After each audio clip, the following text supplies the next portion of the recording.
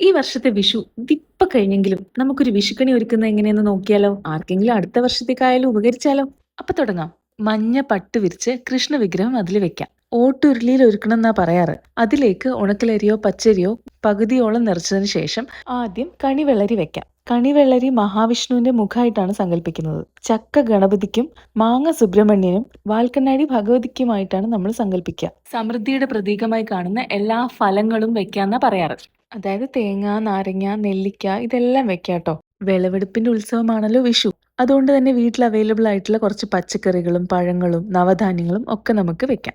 അടുത്ത് തന്നെ നമുക്ക് നിലവിളക്കും വെക്കാം. ഇനി വേറൊരു താലത്തില് കോടിമുണ്ട്, സിന്ദൂരച്ചെപ്പ്, കൺമഷി ഇതൊക്കെ വെക്കാട്ടോ. ഞാൻ കൃഷ്ണനൊരു പൂമാലയും കൂടി ചാർത്തുന്നുണ്ട്.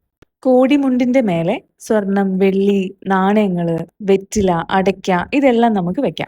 ഓട്ടുരുളിന്റെ അടുത്തായിട്ട് തന്നെ കണിക്കൊന്നയും കൂടി വെക്കാം. തിരുവുടയാട ഭഗവതിയുടെ വസ്ത്രമായിട്ടാണ് സങ്കല്പിക്കുന്നത്. വിളക്കിനടുത്ത് തന്നെ കിണ്ടിയിൽ നമുക്ക് വെള്ളം നിറച്ച് വെക്കാം. ഓരോ നാടനുസരിച്ച് ചിലപ്പോൾ അങ്ങോട്ടും ഇങ്ങോട്ടും ചില മാറ്റങ്ങളൊക്കെ ഉണ്ടാവാട്ടോ.